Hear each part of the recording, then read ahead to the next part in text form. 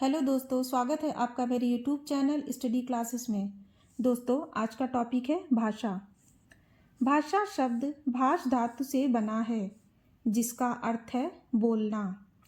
भाषा चाहे कोई भी हो अथवा किसी भी वर्ग, जाति, क्षेत्र या प्रदेश की हो, मनुष्य के सामाजिक प्राणी होने के कारण आपसी बातचीत, मेलजोल व व्यवहार को बनाए रखने के लिए अति आवश्यक है।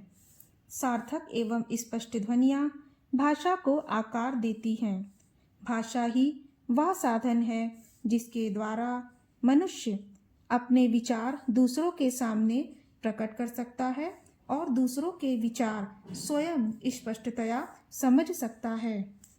दोस्तों, संसार भर के प्राणियों में मनुष्य को श्रेष्ठ माना गया है, क्योंकि ईश्वर ने केवल मनुष्य को ही भाषा का अनुपम वरदान दिया है। यदि मनुष्य के जीवन में भाषा न होती तो उसका जीवन बेकार हो जाता। मनुष्य ने प्रगति के जिस स्वर्णिम इतिहास को रचा है, वह भाषा के बिना संभव नहीं था। भाषा के द्वारा ज्ञान विज्ञान एक पीढ़ी से दूसरी पीढ़ी तक आसानी से पहुंचता है। भाषा के बिना मनुष्य पशु के समान है। दोस्तों, अब हम भाषा की परिभाषा पढ़ेंगे। जिस साधन के द्वारा व्यक्ति अपने भावों और विचारों को बोलकर या लिखकर प्रकट करता है, उसे भाषा कहते हैं। फिर से पढ़ेंगे।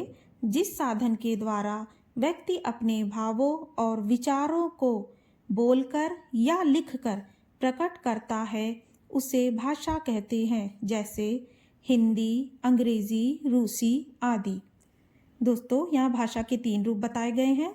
पहला मौखिक भाषा, दूसरा लिखित भाषा, तीसरा सांकेतिक भाषा। मौखिक भाषा, भाषा का वह रूप जिसके द्वारा मनुष्य परस्पर बोलकर अपने मन के भावों एवं विचारों का आदान प्रदान करते हैं, उसे मौखिक भाषा कहते हैं, जैसे वाद विवाद करना, भाषण देना आदि। दोस्तों, कहने का तात्पर्य है कि जब हम अपनी किसी बात को, अपने किसी भाव को या अपने किसी विचार को दूसरों के सामने बोलकर प्रकट करते हैं, तो वह मौखिक भाषा कहलाती है। दोस्तों, भाषा का दूसरा रूप है लिखित भाषा। भाषा का वह रूप जिसके द्वारा मनुष्य परस्पर लिखकर अपने मन के भावों एवं विचारों का आदान प्रदान करते हैं, उसे लिखित भाषा कहते हैं। फिर से पढ़ेंगे। भाषा का वह रूप जिसके द्वारा मनुष्य परस्पर लिखकर अपने मन के भावों एवं विचारों का आदान प्रदान करते हैं, उसे लिखित भाषा कहते हैं। जैसे सीमा व्हाट्सएप पर चैटिंग कर रही है। दोस्तों, यहाँ कहने का यह तात्पर्य है कि जब हम अपने किसी विचार को, किसी भाव को या अपनी किसी भी बात को दूसरों के सामने लिख कर प्रकट करते हैं, तो वह भाषा हमारी लिखित भाषा कहलाती है। भाषा का तीसरा रूप है सांकेतिक भाषा। जब व्यक्ति अपने भावों और विचारों को संकेतों के माध्यम से प्रकट करता है, तो वह भाषा सांकेतिक भाषा कहलाती है। जैसे हाथ हिलाकर बाय करना, मुंह पर उंगली रखकर चुप रहने का संकेत करना।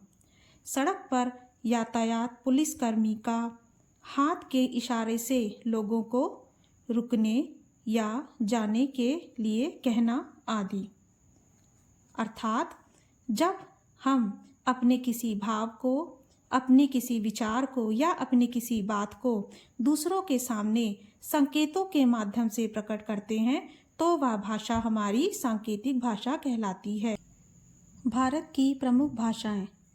दोस्तों, भारत बहुत सारी भाषाओं का देश है, परंतु सरकारी कामकाज में व्यवहार में लाई जाने वाली मुख्यतः 2 भाषाएं हैं, हिंदी भाषा और अंग्रेजी भाषा। 14 सितंबर 1949 को भारत सरकार ने हिंदी को राजभाषा घोषित किया। कब किया? 14 सितंबर 1949 को।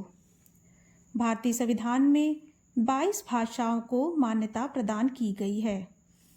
वे इस प्रकार हैं: हिंदी, असमिया, बंगाली, गुजराती, बोडो, डोगरी, कन्नड़, कश्मीरी, कोंकणी, पंजाबी, उर्दू, तेलुगु, मैथिली, मलयालम, मणिपुरी, मराठी, नेपाली, उड़िया, संस्कृत, तमिल, संथाली तथा सिंधी भाषा।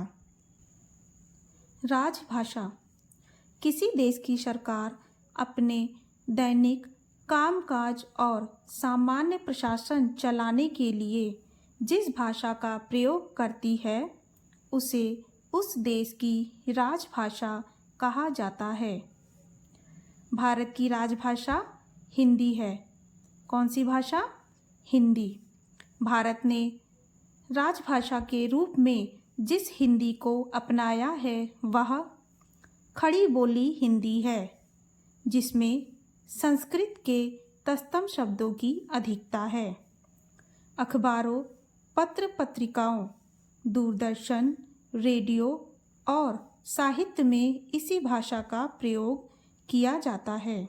सभी शिक्षित जन आपसी बातचीत में इसी भाषा का प्रयोग करते हैं। इसे हिंदी भाषा का मानक स्वरूप भी कहा जाता है। थैंक यू दोस्तों।